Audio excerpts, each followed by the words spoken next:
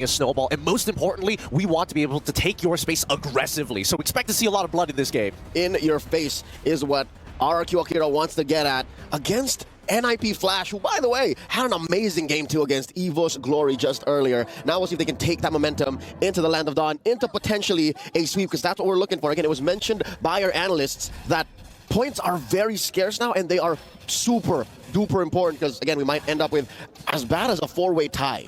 I remember we were talking to Zipper earlier, right? And he was mentioning, hey, there's so many different possibilities that could happen, but all of which will lead into a tiebreaker. And I think for RRQ Akira, oh no, this could be first blood if Diablo finds the opportunity. Doesn't use the Petrify, luckily, but I don't think he wants to walk up any further than this. And even in the mid lane, you can see that both sides really want to find that first blood early. The Terrify's going to keep him alive, and Cortese ends up losing his Purify pretty early on into the bout. Wow, both sides not shy to go ahead and use the resources this early on. That was barely a minute in, Gideon. That was a barely minute in. Looking at the battle spells, I'm trying to make a most of it. He finds first blood there. Great calculation from Diablo. Timing that Petrify to deny him, but Luis wants to find the trait and gets it back. There's a reason why they call him the Brazilian Heartbreaker. Amazing instincts from one of the veterans of RRQ Akira. As I was saying, man, I want to make the most of the first opening minutes where there's not much action, trying to make sense of the battle spells, trying to make sense of, wait, they're going again? Yep, they want to get another kill here for Hades, and he finds it. A great off-tempo play coming out from NIP Flash. Oh, no. If there's anything I can read from Takashi's face, man, he's not liking that. I wonder, though, is there a way to make it out of that way, Luis? He wants more. I think he's just going to go down here. Diablo tries to dive an eye for an eye out of there. Less than an HP. Hades should lift this, while Vanix on the opposite side already getting chunked out. JPL now getting involved in the matter. Diablo wants to go back in, but he's on level 4. Hades does get the initial knockup and bounces out with spatial migration. Sagan still alive for the airstrike coming in for Cortese. Not taking aggressive angles. He still doesn't have his Purify yet. Just like what Sirio Forel told Arya Stark to the God of Death, what do we say? Not today. No one fell despite the amazing amount of mechanics and skills put out down there. That was an ult 2 from Cortese. Now back to the action. Again, a lot of very offensive battle spells, emblems for NIP Flash, and it's the battle spells for RRQ Akira on the other hand that's very offensive. All flickers, no purifies, they don't fear the Petrify from Diablo, so now another big fight. Yep, Hades already finds 2 with the Magic Thump and combos it well with JPL to allow Cortese, and a clean execution of a team fight 2 immediately down with the Electro final blow as the icing on top. But even when we look to the top side, Vanix ends up fighting more than he can chew, does take the shadow from the Spear of Destruction, but will still fall down to Gusta Lagusta. Okay, so if there's any redemption for the Brazilian squad here, it's up top. It's the gold lane, because again, they lost Turtle. Mid lane, Saigon is having a hard time. Down bottom, Takashi's already died, what, twice, thrice now? And it looks like maybe Gusta Lagusta can be their one hope, their one shining beacon of maybe a mid-game power spike, because this is a Roger we're talking about. Of course, and it feels like they're going to leave Vanix on an island by himself, because a lot of times we're seeing that Hades is rotating down towards Takashi's side of the map to maybe find another kill to speed this game up. In the meantime, though, I will question whether or not RRQ Akira is going to start shifting resources. But then again, here comes the Electro Finable once more. King makes it out of there, and that's an early Tortoise Poissons in trade for the Feather Airstrike. And I get it. As RRQ Akira, despite Saigon being nearby and maybe Gusta Lagusta being able to respond either way, they respect the current status quo. We have to play defensively. Certainly, you'll use on the one. Spots Luis, bouncing ball the response, which, by the way, I'm hoping for a lot of big things from this Kufra. Much like an Edith, Kufra has a second skill that acts like an ult. Oh no, at the bottom, Diablo. Oh, the flicker as well from Takashi. Misses the stun as well, Diablo. He's out of the situation. He's cheated death once again. He's out of his mind is what he is. Remembering his Paquito from the previous series, he's just taking that momentum, the speed, the mechanics, the precision on this very mechanically demanding hero. He wants it. Luis wants it. Doesn't commit the flicker to it just yet, but here comes the full dive as King is trying to stop them from actually retreating. Feathered Airstrike as well being popped out towards Gusta. Gusta gets canceled out, and finally, that should be the end of this. But no, JPL, he's in trouble. Ends up dying to the stolen Feathered Airstrike from Sagan, and Hades, this is all he can do, right? He doesn't have the damage just yet. Oh no, Diablo looking for an opportunity onto Sagan, already using the Petrify as well. Without the final blow, there's no means of getting out, and even for Hades, he might have been a little more than, wait a minute, hold on! He makes it, and Vanix is back into the fight. He ends up fighting the first initial trade before Cortese is there to support him. They're really tracking this out, and they might just get the kill. King survives. Wow, all throughout that bout in the top lane, right underneath here too. The front line from NIP Flash was actually trying to take down this turret, and they almost got it. If it wasn't for the control elsewhere, hold up. What? Where was the push? What happened? Down bottom, what? Yep. We missed out on Tekash for just a minute, and he worked. Yep, he was putting some good work as well. He got it. So technically, I would say that this is a pretty fair trade for RRQ. They're still slightly behind, but here we go. Luis gonna open up the map.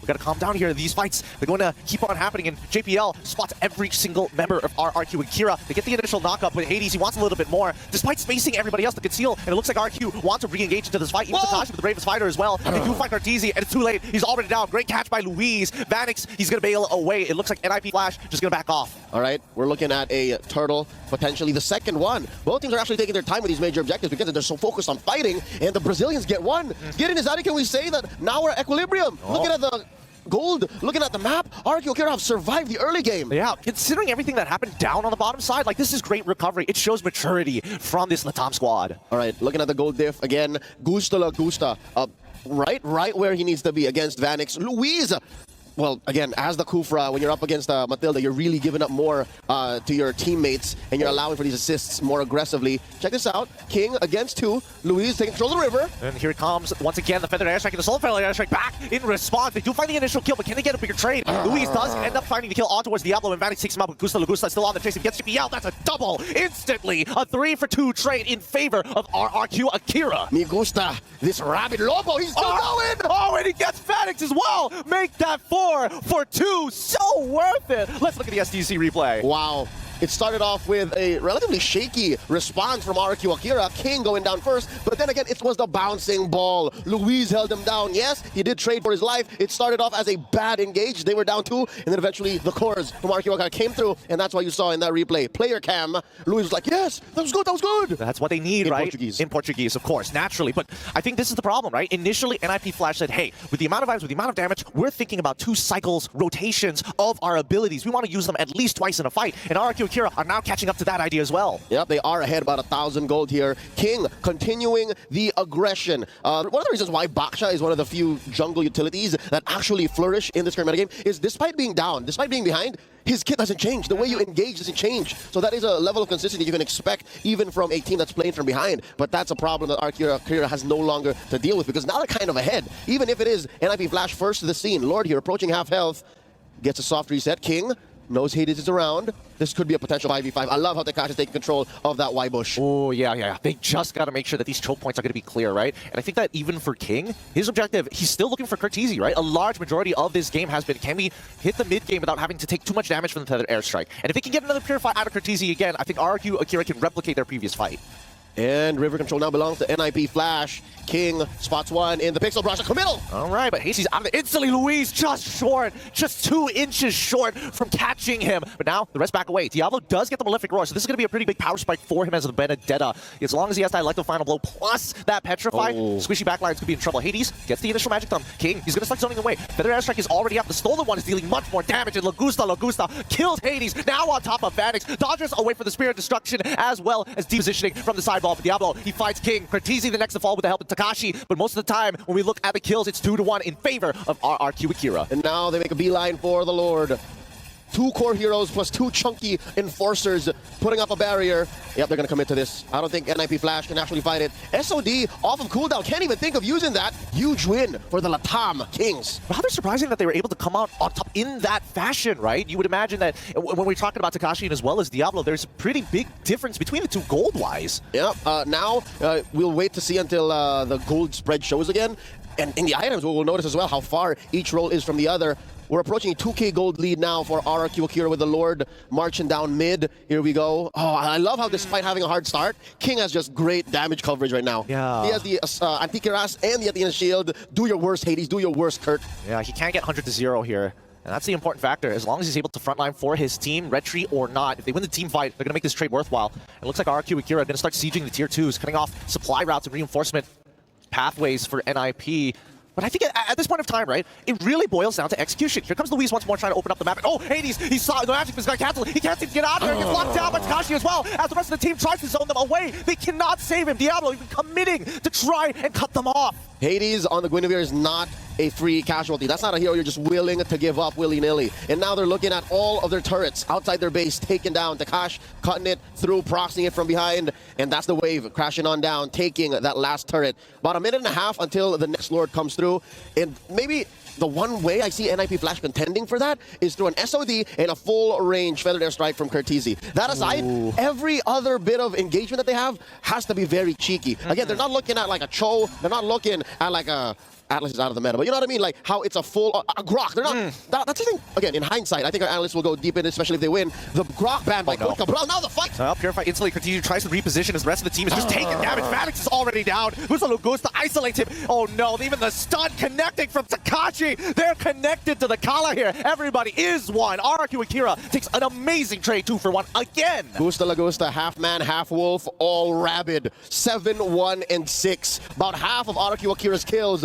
come from this young man. I cannot believe how well they protected him. And his one death is all the more worth it now that they're looking at a penetration. Curtizi with a defender airstrike. Yep, he's going to clear up these waves. They're going to protect another inhibitor. It's important to keep them all up, especially on that first Lord push as we start moving towards mid to late. And it's a scary situation, right? Because it feels like RRQ Akira, they don't have to be so execute heavy on their comp. They can play their time. If anything, they can ram themselves into NIP Flash with this gold lead that they have. About 5,000 now, Gideon, approaching 5,000. And here we go, NIP Flash for the first time in a while, looking for a fair fight, looking to contest Lord at 10th of its health. They're going to try. The attempt is there. The stun's on that front lane. Doesn't allow Hades, but Hades steals it. He's out of there with the spatial migration. Curtizi as well manages to get on out of there. They find two and the steal. RRQ Akira fall fate to just daylight robbery. That's what they call big money moves. Gusta Lagusta getting shut down. That's 6 killed worth of a bounty. 4 NIP Flash, 4 Hades. Oh my goodness. How did they turn that around, man? The gold lead, kaput! Oh, I thought RRQ Akira were connected, right? They could see the map like the observer view, but unfortunately, all their attention was so heavy, and I think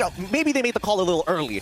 They need to be more together. And now King takes a few volleys from Curtizi as if the early to mid game spike did not happen. NIP Flash now in control. Look at how they manage the waves. It's immaculate. It's all blue now. Yep. I mean, this is a Singaporean classic, right? They're known for their heavy macro style. And their cleanliness. They cleaned up house, son. Look at this. It's spotless. It's truly spotless, but let's see if they get an inhibitor. The Feather Airstrike is already out, and King's lost at least a quarter of his health. They should be able to defend this, but at the cost of at least just one inhibitor. Now, here comes Takashi. He's trying to clear this wave as hard as he can. Rage Blade now activated to get him out of the situation, and they managed to defend one, but here comes the second wave. Now, bottom side, still taking its time. JPL doesn't find the angle just yet as Diablo looking to clear up the rest of the map, and there we go. A clean defense at the cost of one inhibitor. Looking for that hero play from Astro Thunder Takash. We saw him just persevere through an early game, endure through 3 deaths in the first 5 minutes. Now he has to level up! Oh no, Hades! He's been caught. The spatial migration won't get him out of there. Gusta Lagusta, little health he has, manages to survive on top of the pick.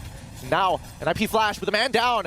They managed. Actually, I don't think it's that bad. Hades goes down. The next objective isn't going to spawn in time, and it's 2 inhibitors. The young Mark Lazaro, a local of Pasay City, Manila, sacrificed himself for that bottom lane tier 3. I'll take that deal any day, especially with how, still back and forth these fights are. I'll take it any day. Oh, wait, conceal play. Conceal play. Oh, that maybe might find something here. Curtizi able, with wings by wings, get on out of there with the help of JPL. Stays pretty topped up here. But I agree with you, right? He died for the greater good, and that's very much like the style. As long as they're getting clean trades against each other, economical trades, it's worthwhile. Don't do it if you're Vanix. Don't do it if you're Kurt. Hades can, maybe Diablo, 50-50, but do what you need to stop RRQ Akira from snowballing out of control. Now, so far, despite having lost 2 team fights back-to-back, RRQ Akira back on the hunt, taking control of these odd Y bushes. I wonder, what could be the play here, Gideon? Like, they're controlling the other half of the map as if they have a diversion. Is it because they're just that fast? They can just rotate that fast? Oh, no! Oh, they're rolling in. King, he's trying to get on out of there. Manages to get out. Like the final blow! On to Luis, taking him out down the back line. Has full access. Gusta Lagusta's trying to get away, but Vanix catches him with SOD. And now saying he's on the run, but it's too late. They have to throw bodies at the wall. They break 2 immortalities, and Takashi, he's out. There's no way. He's alive.